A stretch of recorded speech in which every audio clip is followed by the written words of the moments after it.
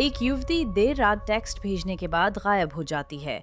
कुछ दिन बाद परिवार के दोस्त एक भयावह खोज करते हैं। अब एक आदमी सलाखों के पीछे है, लेकिन उस पर हत्या का आरोप नहीं है। पुलिस कहती है मामला अभी खत्म नहीं हुआ है। मैं अंजनेय लेवी हूँ और ये है क्राइम फिक्स।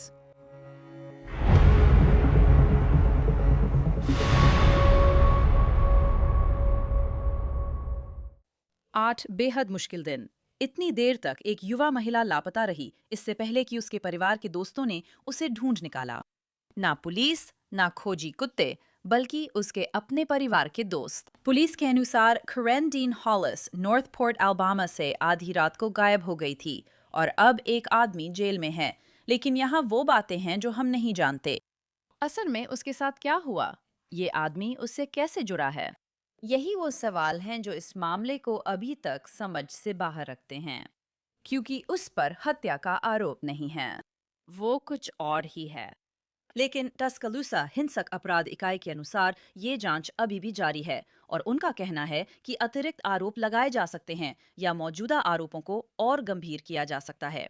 हमारे पास सारी जानकारी है जिससे जांच प्रभावित हो सकती है। उसका आखिरी टेक्स्ट मैसेज। हमारे पास ये भी है कि उसके बॉयफ्रेंड के मुताबिक क्या हुआ था। और सबसे जरूरी बात, करेन का शव कैसे मिला। मैं आपको उस अहम इलेक्ट्रॉनिक सबूत के बारे में बताऊंगी जिसने उन्हें उस खोज तक पहुंचाया। लेकिन चलिए थोड़ा पीछे चलते हैं, क्योंकि ये मामला बहुत उलझा हुआ है। ये हैं कैरन हॉलिस। वो 23 साल की थीं, नीली आंखें, सुनहरे बाल, 5 फीट 6 इंच लंबाई और करीब 100 पाउंड वजन था। एलाबामा लॉ एनफोर्समेंट एजेंसी के अनुसार उन्हें आखिरी बार 8 मई को आधी रात के आसपास नॉर्थ पोर्ट एलाबामा में देखा गया था। ये बर्मिंघम से करीब 60 मील दूर है। पुलिस ने बताया कि हॉलिस को एक चिकित्सीय समस्या थी, जिससे उनकी निर्णय लेने की क्षमता प्रभावित हो सकती थी। तो जब वो घर नहीं लौटी तो उनका परिवार जल्दी ही चिंतित हो गया। उनकी बहन ने उनकी गुमशुदगी की रिपोर्ट दर्ज कराई थी। उन्होंने मीडिया से कहा, मुझे अच्छा नहीं लग रहा, मैंने खाना नहीं खाया, सो नहीं पाई, मैं कुछ नहीं कर पाई क्योंकि उसकी सुरक्षा को लेकर बहुत चिंतित हूँ। टस्कलूसा हिंसक अपराध इकाई के मुताबिक शुरुआती सबूतों से आपराधिक संलिप्तता का शक हुआ, इसलिए उन्होंने नॉर्थ पोर्ट पुलिस के साथ मिलकर जांच की। जांच के दौरान अधिकारियों का कहना है कि उन्होंने कई तलाशी वारंट्स पर कार्रवाई की और भौतिक सबूत, गवाहों की जानकारी और जिसे वे इलेक्ट्रॉनिक सबूत कहते हैं, उसे इकट्ठा किया। जांच के दायरे में आए एक व्यक्ति की पहचान की गई थी, लेकिन उस समय कैरन का पता नहीं चला था। तो उनके पास एक संदिग्ध था, लेकिन कोई शव नहीं मिला था। अब इस सब के दौरान हमें कैरन की गुमशुदगी से पहले क्या हुआ था, इसके बारे में और जानकारी मिली है। कैरन ने रात 11 बजे जैकरी स्लॉटर को मैसेज किया था। उन्होंने CBS 42 को बताया। उसने कहा वो रीसेस पीनट बटर कप लेने दुकान जा रही है और अच्छा महसूस नहीं कर रही थी। यही आखिरी बात थी जो उसने उसे मैसेज की थी, ऐसा उसका कहना है। जैकरी ने CBS 42 को बताया कि सुबह 4 बजे उठकर उसने कैरन को कॉल की, लेकिन जवाब नहीं मिला।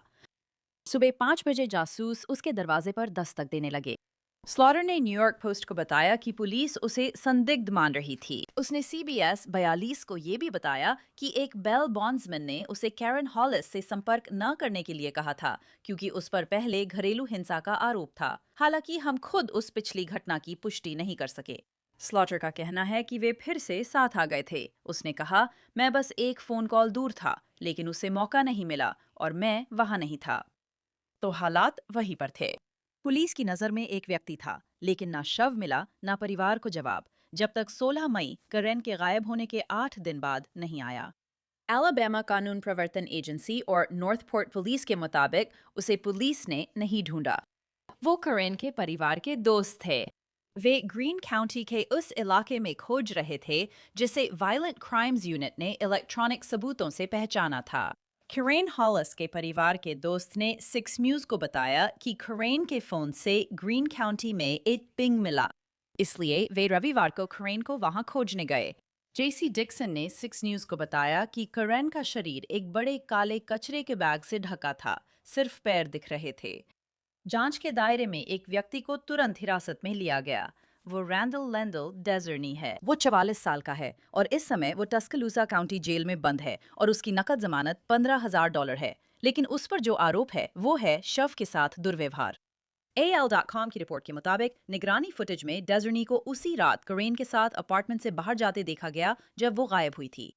तो सवाल ये है कि रीस कप लेने के लिए जाने के बाद करीन हॉलिस के साथ क्या हुआ, उसकी मौत कैसे हुई, और क्या उसकी मौत के मामले में आगे और आरोप लगाए जाएंगे? टस्कलूसा वायलेंट क्राइम्स यूनिट के अनुसार Alabama department of forensic sciences की पोस्टमार्टम के नतीजे आने पर अतिरिक्त आरोप लगाए जा सकते हैं या मौजूदा आरोपों को बढ़ाया जा सकता है। तो वो पोस्टमार्टम सब कुछ बदल सकती है। कैरन की बॉडी मिलने के बाद उनकी बहन ने फेसबुक पर लिखा, मुझे तुम्हारी याद आ रही है, मेरा दिल दुख रहा है, हम फिर से मिलने और मछली पकड़ने का प्लान बना रहे थे। भाई से कहना, मुझे उसकी याद आती है और मैं उससे प्यार करती हूँ, तुम हमेशा 23 रहोगी जैसे वो था। एक पोस्ट में उसने लिखा, मैं उसे हर हाल में वापस चाहती हूँ, मेरा हिस्सा उसके साथ गया। कैरन की बहन और माता पिता के लिए गो फंड मी शुरू किया गया है ताकि उसकी अंतिम यात्रा और संस्कार उसके हक के अनुसार हो सके। उस गोफंडमी में लिखा है, वो एक खूबसूरत अद्भुत परी थी जिसे बहुत जल्दी उसके परिवार से छीन लिया गया। वो सभी के लिए रोशनी और खुशी थी, उसकी हंसी सबको हंसा देती थी। वो मुश्किल हालात में भी हंसने का रास्ता ढूंढ लेती थी। वो हमेशा एक आज़ाद ख्यालों वाली चंचल बच्ची थी जिसे हर कोई प्यार करता था और जिसके साथ रहना सबको अच्छा लगता था। तो वो सवाल जिसका जवाब सब जानना चाहते हैं, कैरन हॉलिस के साथ क्या हुआ, हमें अब तक नहीं पता। अधिकारी कुछ नहीं कह रहे, पर हम एक रिटायर्ड डिटेक्टिव कमांडर से बात करेंगे। वो हमें समझाएंगे कि इसका क्या मतलब है और आगे क्या हो सकता है। तो इस केस में बहुत कुछ है और मेरा मतलब है बहुत कुछ समझना बाकी है। और इसमें मेरी मदद करने के लिए मैं विल स्विलार को बुलाना चाहती हूँ। वो एक शिकागो पुलिस विभाग के सेवानिवृत्त हत्या जांच अधिकारी हैं। वो इससे पहले भी कई कई कई बार इस रास्ते से गुजर चुके हैं। विल, ये एक बहुत ही दुखद मामला है। मुझसे इस बारे में बात करने के लिए यहाँ आने के लिए बहुत बहुत धन्यवाद। हाँ, ये बहुत भयानक मामला है। लेकिन मैंने इसके बारे में जो भी पढ़ा है, उससे तो ऐसा ही लगता है कि आप जानते हैं, उन्होंने सही आदमी को पकड़ा है। बस अब मौत के कारण और तरीके का इंतजार है। उसके बाद ही वे लाश के साथ दुर्व्यवहार के आरोपों को बढ़ाएंगे। आइए इसी पर बात करें। मेरे लिए लाश से दुर्व्यवहार का आरोप ऐसा लगता है जैसे वे बस इसी वजह से इस आदमी को पकड़े हैं। वे कह रहे हैं, ठीक है, हमने उसे इसी आरोप में पकड़ लिया है, अब पोस्टमार्टम और शायद टॉक्सिकोलॉजी रिपोर्ट का इंतजार करना है। आप जानती हैं, शुक्र है कि उन्होंने उसकी लाश जल्दी ढूंढ ली। तो सड़न, आप जानती हैं, जाहिर है कि हो रही थी, लेकिन उन्होंने उसे काफी जल्दी ढूंढ लिया। तो वो इतनी ज्यादा सड़ गल नहीं गई थी कि वे मौत का कारण और तरीका पता न कर सकें। यही 100% वही है जो वे ढूंढ रहे हैं, मौत का कारण और तरीका। आप बिल्कुल सही हैं कि शव के साथ दुर्व्यवहार का आरोप है। जाहिर है, बहुत सारी जानकारी है, बहुत सारे सबूत हैं।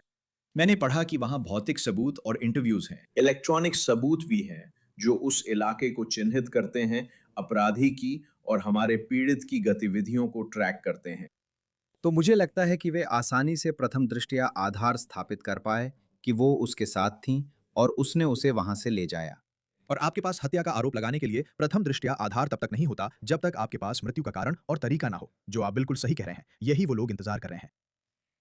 इस मामले में जो बात मुझे सबसे चौंकाने वाली लगती है, और शायद जैसे जैसे केस आगे बढ़ेगा हमें इसके बारे में और पता चलेगा, उसके परिवार को तुरंत ही पता चल गया था कि कुछ बहुत बहुत गलत है। और ऐसा अक्सर होता है, आप जानते हैं, कई मामलों में किसी के लापता होने की रिपोर्ट दर्ज कराने में थोड़ा समय लग जाता है, लेकिन इस मामले में ऐसा नहीं हुआ।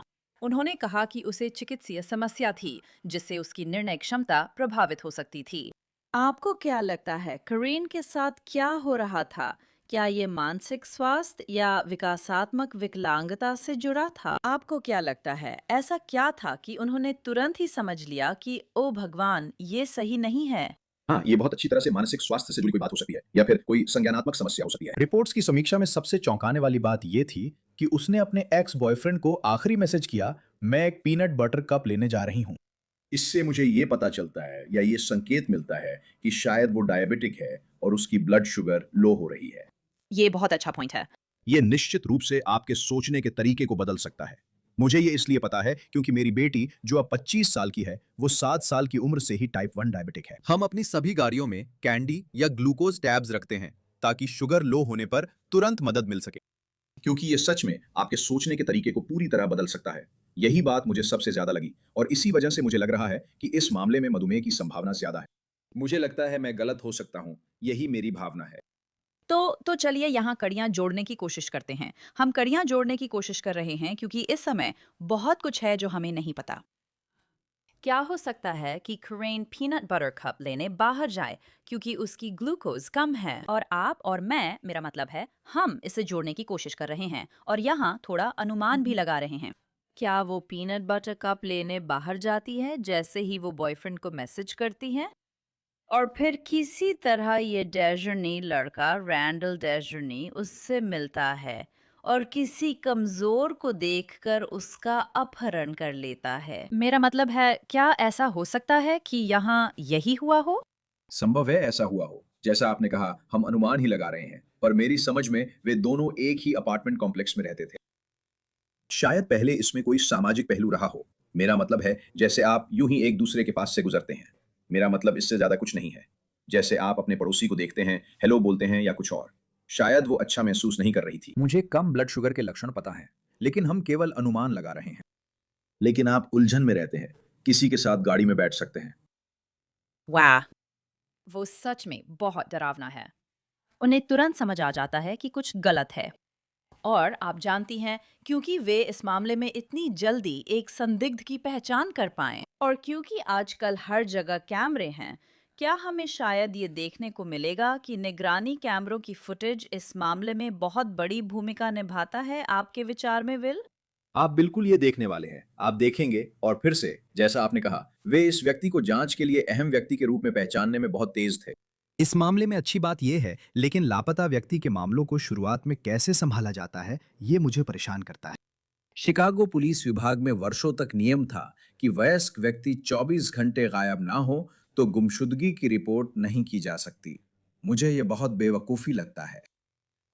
अब लोग मानने लगे हैं कि अगर कोई वयस्क है और कोई अन्य कारण नहीं है तो शायद इंतजार किया जा सकता है। लेकिन इस मामले में और ऐसे ही मामलों में मुझे लगता है कि आपको उसी समय से शुरू करना चाहिए जब उनकी रिपोर्ट की जाती है। अगर वे 15 घंटे, 10 घंटे या 20 मिनट बाद भी मिल जाएं, तो केस बंद कर सकते हैं, पर जांच की शुरुआत में समय नहीं गंवाना चाहिए। मुझे नहीं लगता कि उन्होंने ऐसा किया और इस आदमी के खिलाफ काफी सबूत है। वो मिल गई है। वो 8 दिन से लापता थी, वे उसे ढूंढ पाए। आपको क्या लगता है, उन्होंने ये कैसे किया? क्या आपको लगता है कि उन्होंने मोबाइल फोन की लोकेशन, कोई वीडियो या ट्रेल वगैरह से उसकी गतिविधियों को जोड़कर पता लगाया? एक पूर्व जासूस, एक रिटायर्ड डिटेक्टिव के तौर पर, आपका क्या विचार है कि वे लोग बेचारी करेन के पार्थिव अवशेषों को कैसे ढूंढ पाए? मुझे लगता है कि ये इलेक्ट्रॉनिक तरीके से हुआ होगा। मुझे लगता है उन्होंने उसके फोन को ट्रैक किया होगा। उन्होंने कोई फोन सिग्नल पकड़ा होगा। मुझे पता है उसका फोन सड़क किनारे मिला था। उसके बाद किसी और के फोन पर एक अलर्ट आया था जिसमें बताया गया था कि कोई दुर्घटना हुई है।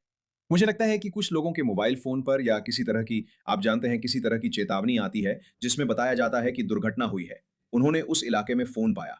अब आपको तलाश के लिए वही इलाका मिल गया। और मेरी समझ के अनुसार वहां नागरिकों की एक खोज टीम थी जो शामिल हुई और आखिरकार उन्होंने उसे ढूंढ लिया। तो मुझे लगता है कि ये इलेक्ट्रॉनिक तरीके से हुआ होगा। उन्होंने उसकी गतिविधियों का पता लगाया। उन्होंने अपराधी की गतिविधियों का भी पता लगाया और इससे वे उस जगह तक पहुंचे और फिर उसके बाद एक पारंपरिक तरीके से खोज की गई। आप जानती हैं, करेन की बहन ने फेसबुक पर लिखा है, आप जानती हैं, मुझे आपकी याद आ रही है, मेरा दिल दुख रहा है। हम मछली पकड़ने और समय बिताने का प्लान बना रहे थे। भाई को कहना कि मैं उसे याद करती हूँ और प्यार करती हूँ। तुम हमेशा 23 की ही रहोगी, बिल्कुल उसकी तरह। ये परिवार, जाहिर है, ये सुनकर लगता है कि उनका भाई भी 23 साल की उम्र में ही चल बसा। कैरन भी 23 साल की थी। ये परिवार अब दूसरी त्रासदी झेल रहा है। 23 साल की उम्र में एक भाई बहन और एक बच्चे को खो चुका है। मैं कल्पना भी नहीं कर सकती कि ये परिवार किस दौर से गुजर रहा है। तो मुझसे बात कीजिए कि परिवारों से कैसे बात की जाती है, उन पीड़ितों से जिन्होंने अपने प्रियजनों को खो दिया है, खासकर बच्चों को, विल। ये परिवारों के लिए और उन मामलों पर काम कर रहे जासूसों के लिए भावनात्मक रूप से बिल्कुल ही भयानक होना चाहिए। इस नौकरी में सबसे कठिन काम है किसी को बताना कि उनके प्रियजन की मृत्यु हो गई है।